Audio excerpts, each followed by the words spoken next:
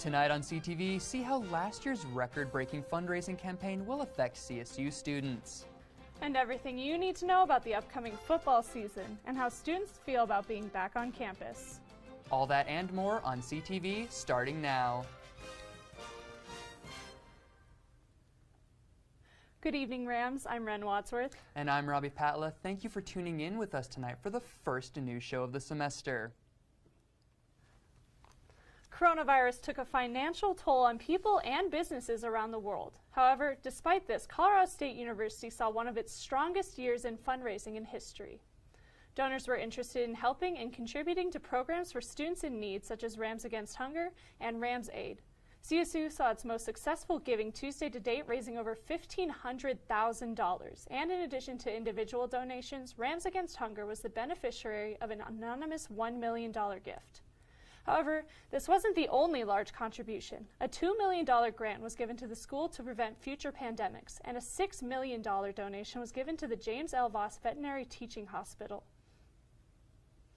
In addition to various other contributions from nearly 30,000 people, CSU saw its best fundraising year ever, all during a global pandemic. Fort Collins police have arrested a teenager related to the homicide of 58-year-old Todd Stout that occurred on July 5th. Stout was found dead under a bridge west of Mason Street with multiple stabbing-related injuries. Police announced that 16-year-old Benjamin Zwalin was arrested at his South Fort Collins home and is being charged as an adult with first-degree murder. Zwalin is being held at a juvenile detention facility and is scheduled to appear in court on September 6th. The iconic Colorado State University A recently got a fresh coat of paint after a year where it went untouched by CSU students' hands. Students from Colorado State University make the drive up to Horsetooth Reservoir to be a part of a tradition that has existed nearly as long as the school itself. CSU's Alumni Association hosts the yearly repainting and invites both students and alumni to paint part of the historic A. Every year we seem to be setting new land speed records for getting the A painted. It looks as sharp and bright as it ever has. So our volunteers have done a great job once again, and I'm just so proud to be a part of that, and to the extent that that makes this happen. In the past, stones were painted by hand, but due to overgrowth, electric spray paint is used to coat rocks and shrubbery inside the outline. To some, these are more than just painted rocks. They represent normalcy and tradition coming back to Colorado State University. Working in teams, Rams cover the ground with water-based paint meant to protect existing vegetation. While painting rocks may seem easy at first, the 450 feet span of land the letter takes up makes the job larger than life. After hours of work, those involved get a good look at what they've accomplished on the ride back down the mountain. The painting of the A is just one of the things Colorado State University students are encouraged to participate in before graduating. The full list is available for viewing on the Alumni Association's website. Vice President for Operations and Chief Financial Officer LYNN Johnson has announced that she will be leaving CSU this year. Johnson is responsible for overseeing such operations including facilities management, business and financial services, the Office of Budgets, Human Resources, and Safety and Risk Services. According to Source CSU, President Joyce McConnell acknowledged Johnson's success by saying she performed her job with such grace and skill that she makes it look easy. Johnson expressed her excitement for the future by saying, quote, "I'm ready to take a step back, and I'm excited about my next season of adventure, but definitely not looking forward to saying goodbye to the CSU community," end quote.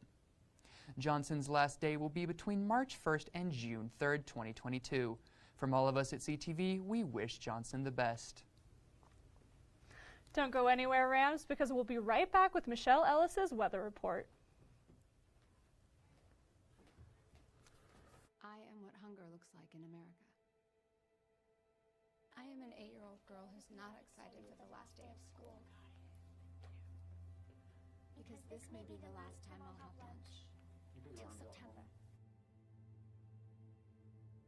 I am a single father of 2 who works 3 part-time jobs. And that's still not enough to put food on the table. I am a 16-year-old boy who just got my first job to help feed my little sisters. I was created by artificial intelligence from faces of the 1 in 8 Americans who struggle with hunger. People you pass by every day but never knew they were hungry.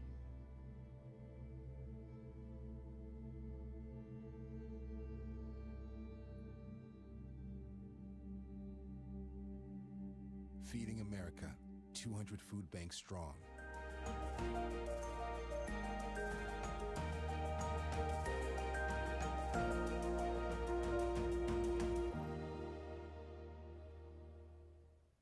Good evening, everybody, and welcome back. I'm Michelle Ellis, and this is the weather. So, Fort Collins, let's take a look at what the weather is right now. As we can see, it's about 88 degrees, and that's expected to cool down as the night goes on. And it's mostly clear with a few clouds, and the sunset is setting soon, 7:33. And if you're looking for the moon, that moonrise will be at midnight. As students have come back to campus, the hot weather isn't the only thing that they have noticed. They have been seeing that there's a change in the weather. They can't even see the A anymore. Due to the wildfires covering the northern region of Colorado, the A is barely visible. But that isn't the only thing that we are seeing. The National Weather Service has issued a warning that if you can bike to reduce extra emissions. Now let's take a look at what the high and lows are for tomorrow. As we can see that the high is almost 90, about 89 degrees, and a low with 60. Now the weather will be mostly cloudy and it's expected to get a little raining in the evening with a 22% chance of rain during the day. So let's see what the rest of Colorado is looking like today. So along the northern region, we can see it's 89 in Fort Collins, 96 in Sterling, 70 in Craig. As we go down the I-25, we can see it's about 85, high 90s, and even Pueblo hitting 95 degrees. When we go over to the mountainside, we see that gets colder to 70 degrees, and in Telluride, 58 degrees. Let's take a look at the lows. As we can see, Fort Collins, we're at 63, Craig 50, Sterling 61. As we go down I-25, we can see it's around low 60s, and then Telluride even hitting a low 49 degrees, as well as Gunnison with a 47 degrees. The National Weather Service has issued a flash flood warning for both Vail and Telluride, so be aware of that if you're in those areas. Now back to Fort Collins, let's take a look at what the 5-day forecast is. For Thursday, we're seeing it's going to be a high of 83 with a low of 57. And we're going to see it's mostly sunny and it's some rain, and we could be expected to see some thunderstorms and some drizzle during the day. So Friday is kind of similar with an 85 degrees, 55, mostly sunny with some clouds. Now Saturday, we can see it's also 84 degrees with a low of 55, but it'll be sunny skies. Now let's take a look at what the weekend and Monday is going to look like. Sunday is going to be with a 93 with a low of 56, but it'll be sunny with a few clouds out. And that's all I have for you guys today. Stay tuned to see what else is up.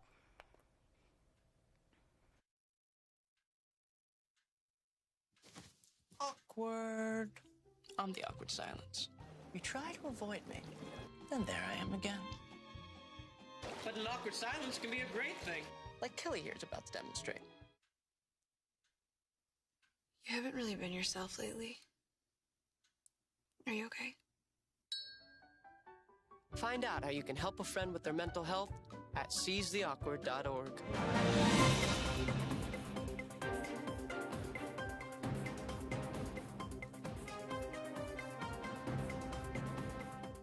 Welcome back from the break, Rams.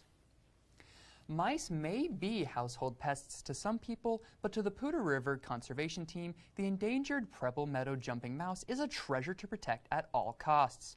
The team is staffed by several CSU conservation experts and is working closely with local landowners and public agencies to rebuild miles of habitat and find a location for the recovery population. George Seidel, a team member and distinguished CSU professor, said that the Preble mouse is an important indicator in a healthy riverside ecosystem. Mobile home users may need to keep an eye out for orange tags next week due to a new fee-paying solution. The Larimer County Treasurer and Public Trustee's Office is implementing a tags as a courtesy reminder for mobile homes with property taxes that are overdue. They serve as a reminder to pay the outstanding taxes before more fees incur. Payments for mobile home taxes can be made through the mail through the Larimer County Treasurer. The city of Fort Collins is providing $25 away trees to 350 residents. These trees will be coming from Arbor Day Foundation's Community Canopy program to help the environment through strategic planting. The city says that community forests are a more effective method of maintaining water quality during storms than traditional flood control systems. On the morning of Tuesday, September 7th, residents can reserve one of the 350 trees at fcgov.com/tree canopy. Early in the semester, students can usually expect a fall address from the university's active president. However, this year, Colorado State University decided to take another route. Instead of the traditional fall address, students are invited to what is called a fall reflection. The event is meant to reflect on the last year as well as act as a healing opportunity for students and staff at CSU.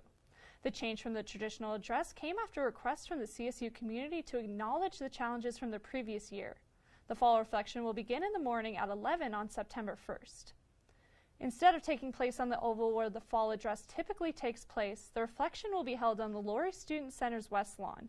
Lunch will be provided for all in attendance.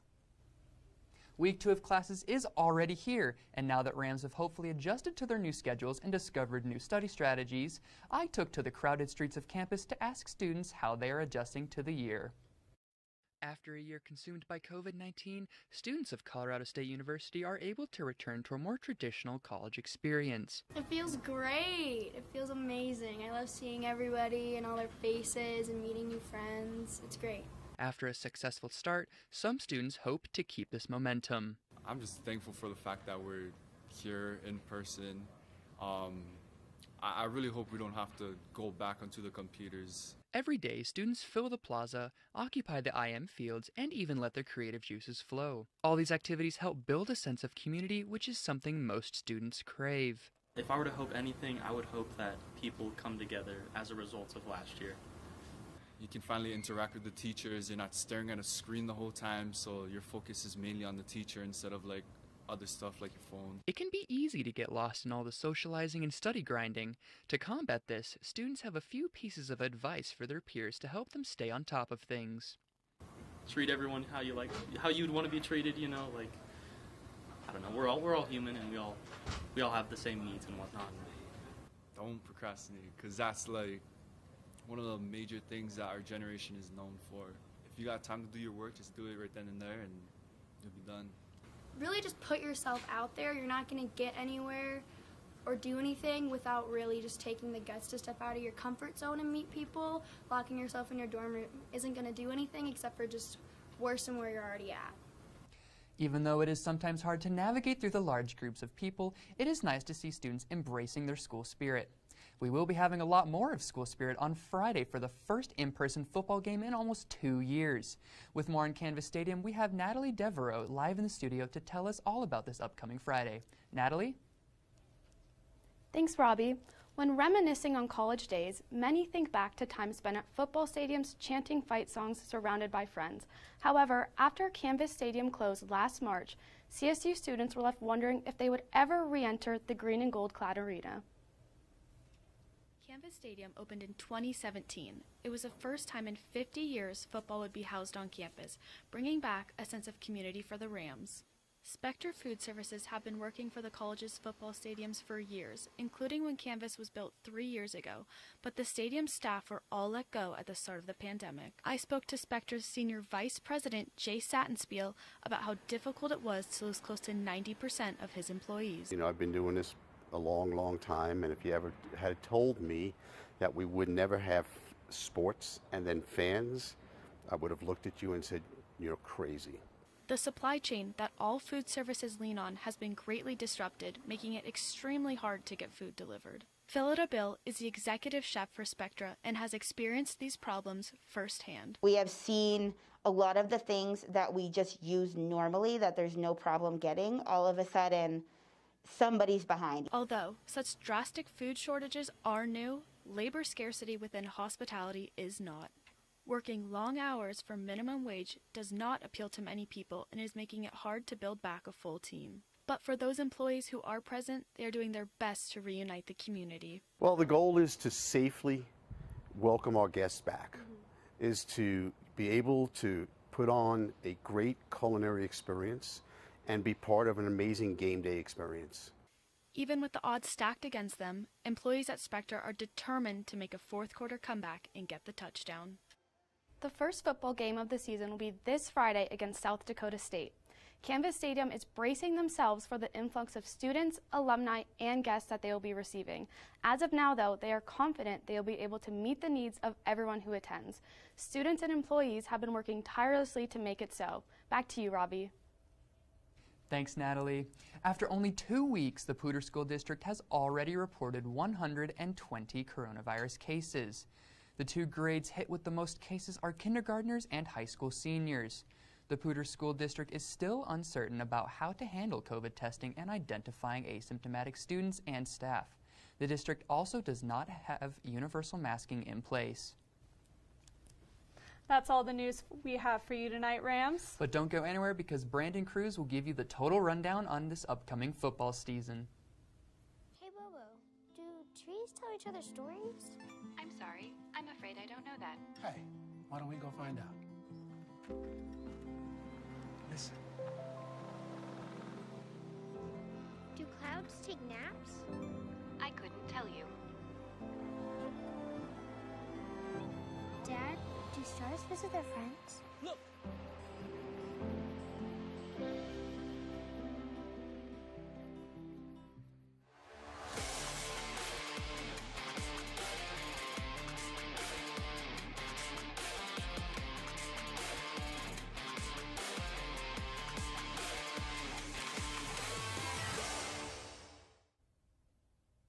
What's up, fellow Rams? Welcome to the first ever edition of Bleacher Beat. I'm your host, Brandon Cruz. On this opening night, I'll give you a quick overview on everything going on this week throughout the world of CSU athletics. Plus, I'll detail what Major League Baseball teams you should keep an eye on as we enter the final month of the regular season. So, without further ado, let's sprint right into it. Leading off with CSU athletics, fall sports are finally getting to full swing here on campus, with Rams volleyball, women's soccer, and maybe most anticipated of all, football in action this week. To open things up, volleyball has already kicked this week's festivities off, battling against Northern Colorado down in Greeley as we speak. CSU is looking to bounce back after their season-opening loss to Northwestern this past weekend in what was the annual whiteout game at Moby Arena. And the road trip doesn't stop there, traveling southeast to the Tar Heel State to battle North Carolina on Friday and NC State on Saturday. And moving on to other female sporting news, women's soccer is also slated to take the trip down I-25 to take on the Bears this Thursday. After the short drive, they'll wrap up their week by hosting Kansas State for a Sunday showdown. And of course, how could I forget about the main event, the return of fans to Canvas Stadium when CSU kicks off their season against South Dakota State on Friday at 7. The Rams could match their win total from the entirety of last season, 1. And as Madeline told you all last night, South Dakota State isn't a squad to be taken lightly. They're actually a fascinating story. Having lost the FCS championship game last season in heartbreaking fashion to Sam Houston State, with just 21 seconds left and the Jackrabbits clinging to a 4-point lead, the Bearcats pulled out a miracle, passing for a go-ahead touchdown from 10 yards out, defeating South Dakota State and claiming its first ever FCS championship. The crazy thing is that was just a little over 3 months ago, and that the Jackrabbits are quickly back in action to take on Coach Adazio's Rams to kick off the 2021 campaign. So with all of this in mind, expect an entertaining start to your weekend with some gridiron action under the lights. And now transitioning past CSU athletics, let's take a glimpse at what's at stake in the final month of the MLB regular season. The push for the 2021 postseason has never felt more intense. In my opinion, two races in particular highlight the remaining 30 days of in-season baseball, one from each league.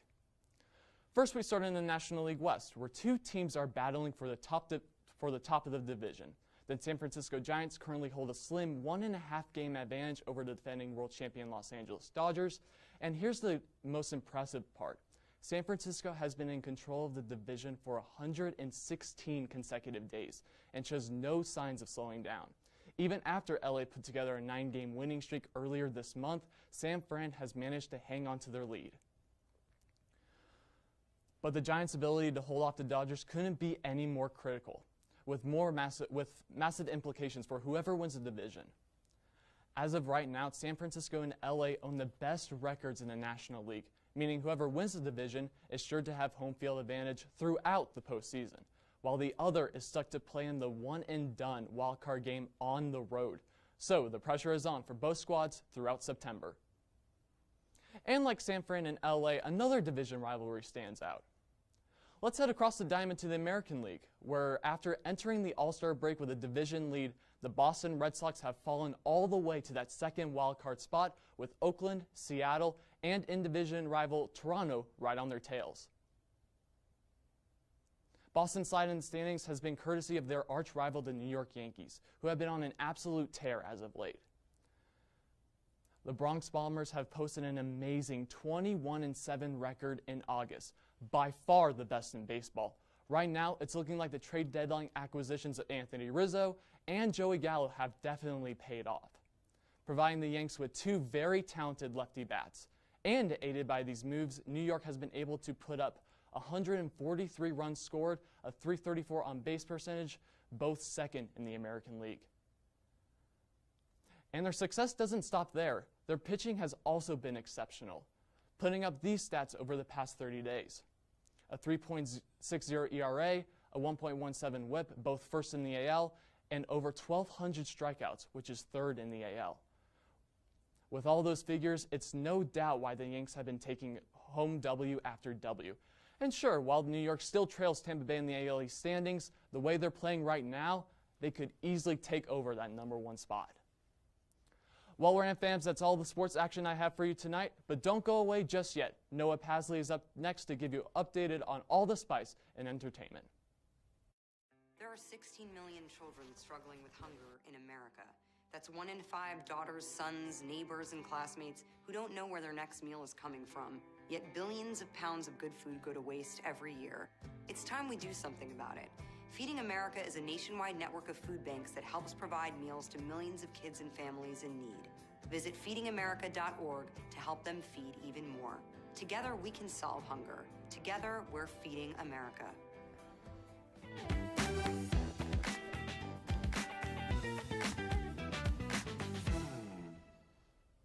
Hello, Fort Collins, and happy Tuesday. I hope you are having a wonderful week, and thanks for tuning in to Entertainment. For the first time ever, I'm Noah Pasley. If you are anything like me after the first week of classes, you could use a little pick-me-up, and cute puppies splashing around at City Park Pool are sure to do the trick. The annual POOCH PLUNGE, a Fort Collins favorite, came back better than ever on August 22nd. The event invites dog lovers to bring out their furry friends for a summer splash before the pool season ends, and it is as adorable as it sounds. But if that last one didn't do it for you, maybe laughing at another's pain will.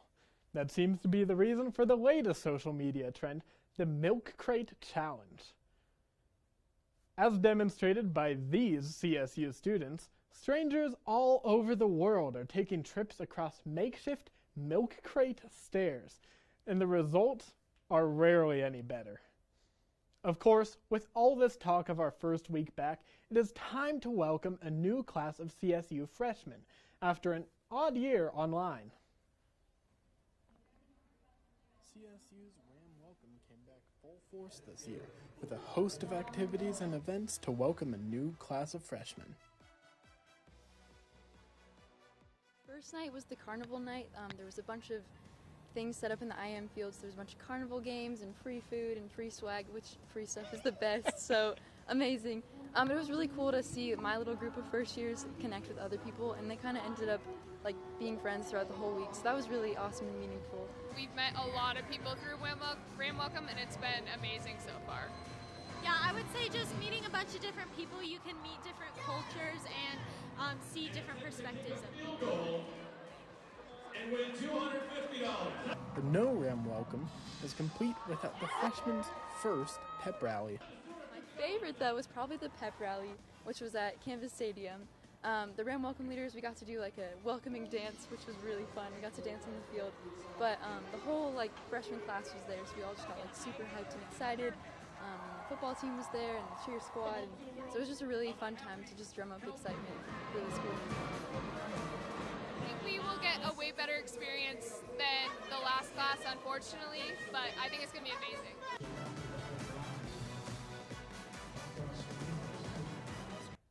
Our pandemic year sure was weird, but it is relieving to see that freshmen are just as excited as ever. Oh, what I would give to be young again. In reality, there is only one way to get me that excited ever again, and that, my friends, is food. The annual Fort Collins Food Truck Rally, aka an Eater's Paradise, is here once again. Avid Fort Collins foodies can make their way to City Park every Tuesday from 5:30 at night until dusk or until sellout. But the event is only here for a couple more weeks, so dive in and support your local drives before the summer is out. Speaking of food, local restaurant Sa Sushi has a unique experience to offer you this Saturday, September 4th, starting at 3 in the afternoon. The Northern Colorado Korean Culture Festival will be hosted in Sa Sushi's parking lot off of Boardwalk Drive. The event will feature Taekwondo demonstrations, live music in the form of traditional Korean percussion bands, and other opportunities to learn about the culture, as well as food and tastings for soju, a Korean alcoholic beverage. Well, folks, that's all I've got for you tonight. Be sure to tune in tomorrow night for CTV Cooks, and have a great rest of your week, Fort Collins.